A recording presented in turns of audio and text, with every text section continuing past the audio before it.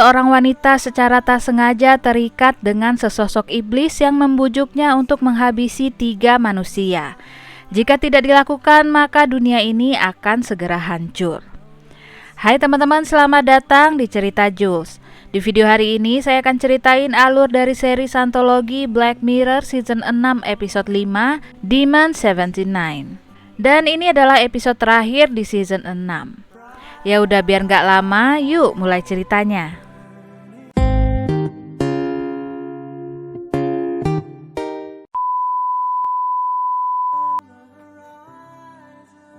Pada tahun 1978, seorang wanita bernama Nida hidup sebatang kara. Ibunya belum lama meninggal. Nida bekerja di sebuah pusat perbelanjaan. Di pagi hari ia membuka toko, menata barang-barang dan membantu para pembeli yang datang. Kehidupan Nida sangat biasa, kecuali dirinya yang merupakan seorang imigran asal India dan berkulit coklat. Lingkungan kerjanya sangat tidak nyaman bagi Nida. Ia selalu diperlakukan kurang adil, apalagi rekan kerjanya yang bernama Vicky selalu menyuruhnya ini itu. Vicky membuat Nida terpaksa mengakhiri istirahat makan siangnya lebih cepat untuk melayani seorang pembeli yang ternyata adalah seorang pembunuh. Nida pun terpaksa melayani pembeli itu. Namanya adalah Keith Holligan, seorang pria yang aneh dan agak menakutkan. Saat Keith mencoba menggodanya, Nida membayangkan ia mencekik Keith saat itu. Meskipun akhirnya Nida diam saja dan tidak melakukan apapun. That's Keith Holligan, sir. So he murdered his wife. Saat itu di luar toko, Nida mendengar suara kerumunan. Ternyata sedang ada seorang tokoh politisi yang berorasi di jalan. Saat Nida mendekat, semua orang memandangnya. Pria yang sedang berorasi itu bernama Michael Smart. Saat itu sedang banyak hal-hal rasis yang ditujukan kepada imigran dan Nida tak luput dari itu. Imigran dianggap ancaman dan saat Michael mengucapkan itu, ia pun memandangi Nida. The character of your neighborhood under threat. But don't just hope for a better future. Vote for one. Suatu hari Nida ditemui oleh manajer toko yang menginfokan bahwa seorang pegawai telah protes soal makan siang Nida yang aromanya terlalu menyengat. Manajer menyuruh Nida untuk makan di basement agar aromanya tidak mengganggu yang lain, dan ternyata yang protes itu adalah Vicky. Nida pun membayangkan ia membalas sakit hatinya kepada Vicky dengan melukai Vicky. Namun pada kenyataannya akhirnya ia tidak melakukan hal-hal yang ia bayangkan itu. The thing is, I did bring a biryani in today. Well, how about the basement? Saat makan siang di basement, Nida melihat beberapa potongan berita dari koran tua. Nida melihat-lihat meja dan saat membuka lacinya, saat itu jarinya terluka dan berdarah. Di dalam laci tadi, ia kemudian melihat sebuah batu. Di salah satu sisinya terdapat sebuah ukiran simbol yang aneh. Nida pun mengambilnya. Malam harinya di apartemen, Nida sedang menonton TV. Tiba-tiba ia merasa seperti ada yang memanggilnya. Nida kemudian memegang batu yang ia temukan tadi dan saat itu sebuah suara menyapanya. Ia ketakutan dan melempar batu itu. Namun kemudian suara itu bicara lagi dan menyuruhnya untuk memungut batu itu lagi. Suara itu kemudian memperkenalkan dirinya sebagai iblis yang bernama Gab. Ia berkata bahwa Nida telah menorehkan darahnya ke batu itu dan karena itu sekarang mereka berdua terikat. Gab menyampaikan bahwa tugas Nida adalah untuk membunuh 3 manusia. Jika tidak, maka dunia akan kiamat. Gab kemudian menampakkan dirinya di hadapan Nida dan melihat wujud Gab yang menyeramkan. Nida terkejut dan menangis ketakutan. Gab kemudian mengubah wujudnya menjadi seorang penyanyi pria yang pernah Nida lihat di TV. Gab berkata bahwa wujud pria itulah yang akhir-akhir ini membuat Nida tertarik.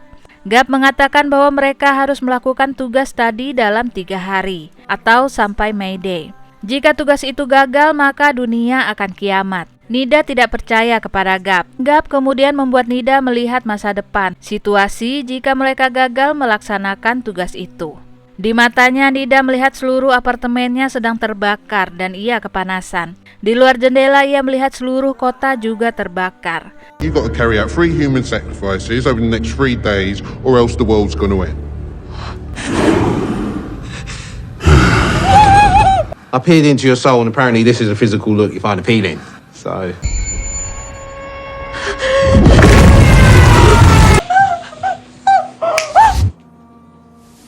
Setelah penglihatan itu diakhiri Gap, Nida pun mulai agak tenang. Tapi ia tetap menolak untuk melakukan tugas itu. Gap terus membujuk Nida dan mengatakan bahwa mereka bisa membunuh orang yang jahat saja. Saat itu Nida berjalan keluar dan terus menghindari Gap, namun Gap selalu muncul di depannya. All we have to do is deliver 3 sacrifices in 3 days. It's only 3 killings. It's 1 kill a day. It's what?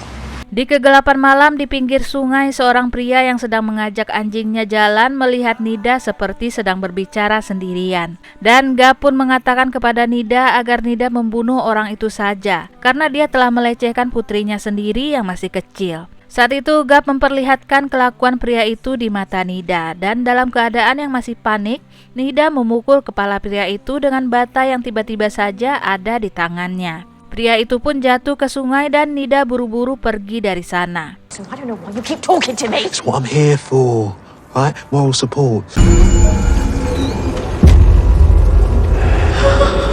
Di rumah, Nida muntah-muntah malam itu, mengingat apa yang baru saja ia lakukan. Dan ternyata ini juga adalah tugas pertama bagi Gap, dan dia membujuk Nida dengan mengatakan bahwa sebenarnya yang dilakukan Nida untuk menyelesaikan tugas ini adalah kebaikan bagi dunia. Yeah, look, see? One line gone. Suatu hari, seorang petugas polisi bernama Suzy mendapatkan laporan kehilangan orang, yaitu pria yang semalam dibunuh oleh Nida. Namanya adalah Tim. Suzy dan atasannya, Len, kemudian pergi ke rumah Tim dan mereka bertemu dengan istri dan putri kecil Tim. Mereka akhirnya menemukan jasad Tim di bawah jembatan di sungai dan meyakini bahwa Tim telah dibunuh. This man and this lady are going to help find Daddy. Someone's clobbered him, sir. So they have. Keesokannya, Gap mengikuti Nida saat terlambat masuk kerja. Ia pun menyarankan kepada Nida setiap orang yang mereka temui untuk menjadi target selanjutnya. Namun Nida masih ragu dan akhirnya tidak melakukan apapun. Got to pick someone. Look, it's R5 already. You got to get the next one in by midnight. You have to pick someone. Sampai malamnya di rumah, Nida hanya berbaring sambil menonton TV. Gap yang kesal akhirnya memperlihatkan berita di TV yang menayangkan ketegangan nuklir antar Rusia dan Amerika. Gap mengatakan bahwa hal itu merupakan awal mula kiamat dunia akan terjadi. Gap merayu Nida agar keluar dan mencari target segera. You see that? It's manifesting. You don't have much time. You're the only one who can stop it. Nida akhirnya setuju dan mereka pergi ke sebuah bar untuk minum terlebih dahulu agar Nida tidak terlalu takut. Gap memberitahu keburukan beberapa orang yang ada di sana kepada Nida, namun Nida belum juga memutuskan apapun. Yes, that's you. You're a basher. Right, let's get cracking. See anyone tasty. Saat itu mereka melihat Kit Holigan, pria yang waktu itu akan membeli sepatu di toko tempat Nida bekerja. Kit juga melihat Nida dan sepertinya tertarik kepada Nida. Gap memberitahu bahwa Kit telah membunuh istrinya sendiri. Nida kemudian memutuskan bahwa Kit lah target selanjutnya. Nida kemudian mengikuti Kit pulang dan saat ketahuan, Kit malah mengajak Nida ke rumahnya untuk berbuat yang tidak-tidak. Nida pun berpura-pura juga tertarik kepada Kit. Kit yang bersemangat mengajak Nida ke kamarnya. Namun saat Nida akan menghabisinya, Kit menyadarinya. Namun ia hanya diam dan menganggap itu adalah balasan atas perbuatannya kepada istrinya. Nida kemudian lanjut membunuh Kit. Perfect location. There are no witnesses. You should rush him. It's almost midnight. You're cutting it fine. Shut the fuck up, you. What was that? You're gonna hit me with that. In 4 minutes to spare. Saat akan pergi dari rumah itu, ia malah bertemu dengan adik Kit yang bernama Chris. Chris juga tinggal di rumah itu. Gap kemudian menyuruh Nida agar menghabisi Chris sekalian agar tidak ada saksi. Nida dan Chris berkelahi beberapa saat sampai Nida kemudian menusuk Chris dan Chris meninggal dunia. Gap pun senang karena mereka akhirnya berhasil membunuh 3 manusia. Saat di rumah, Gap menelpon ke alam lain dan ternyata Kit tidak masuk hitungan. Peraturannya adalah mereka tidak bisa membunuh seorang pembunuh karena pada dasarnya seorang pembunuh itu disukai oleh iblis dan dianggap tim iblis. Was he a good person or a bad person? Ordinary. Yeah, 2 kills, but only one's been recorded. Keith didn't count. What? I mean, once that's happened, as far as my boss is concerned, they're playing for the home team. So one more victim then. Yeah, anything for it. Di hari terakhir sebelum May Day, Nida menatap Vicky dan Gap menyarankan agar menjadikan Vicky target selanjutnya. Saat itu muncul manajer toko bersama Michael Smart. Manajer kemudian menyuruh pegawai terbaik untuk melayani Michael untuk memilih sepatu, dan itu adalah Vicky. Sementara Nida disuruh membereskan kotak-kotak sepatu yang bertebaran. Nida pun terdiam. Michael's got a big speech tonight at the town hall. Promised him a new suit and new shoes. Boxes all over the floor. Would you pick up your bloody mess? Nida mendengar percakapan Michael dan Vicky saat itu. Michael meminta Vicky untuk memberi suaranya di saat pemilihan nanti. Dan ternyata mereka memiliki kesamaan, yaitu tidak menyukai imigran dan ingin menghabisi mereka. So, do I have your vote? Yes, sir. What's his future? Michael Smart? It's... Can you show me his future? Nida geram dan kemudian ia memutuskan untuk menjadikan Michael sebagai target terakhirnya. Namun Gap melarangnya. Gap mengatakan bahwa di masa depan nanti Michael akan menjadi favorit para iblis karena ia akan menjadi penguasa yang banyak menumpahkan darah. Tapi Nida kekeh ingin membunuh Michael. Lagi pula tidak ada aturan yang dilanggar karena saat ini Michael belum pernah membunuh. Gap khawatir iblis lain tidak akan menyukai hal ini, tapi Nida tidak bisa lagi dibujuk. He's next. Oh, they are not going to like that. Just avoid murderers. You said that was the one rule. Honestly, they are not going to like it. But it's within the rules that they can lump it. Saat Vicky datang, Nida disuruh mencari stok sepatu lain untuk Michael. Namun Nida kali ini menolak dan menyuruh Vicky mengerjakannya sendiri. Dan ia pun pergi dari sana. Tak lupa Nida mengambil sebuah jaket merah yang dipakai sebuah manekin yang selama ini selalu ia perhatikan. Kali ini Nida telah berubah. Hurry up. It's gone closing time. Still's there, do it yourself. You've changed. Suzy dan Len kemudian sampai di sebuah TKP dan menemukan 2 jasad, yaitu Keith dan Chris. Saat itu penyelidikan polisi sampai ke sebuah bar. Saat itu pelayan bar memberikan informasi mengenai seorang imigran India yang terlihat aneh malam itu karena terlihat berbicara sendirian. Suzy dan Len pun menyelidiki Nida. We don't get many of them in here, let alone ordering whiskey. Can you describe her? Yeah, Indian. Seen her in town. Works in shoes at Possett's. Saat Len muncul di pintu apartemen Nida, ia melihat pintu itu telah ditulis NF, singkatan dari National Front, yaitu grup radikal yang ingin menghentikan imigran datang ke Inggris. Nida ditanyai mengenai keberadaannya di bar.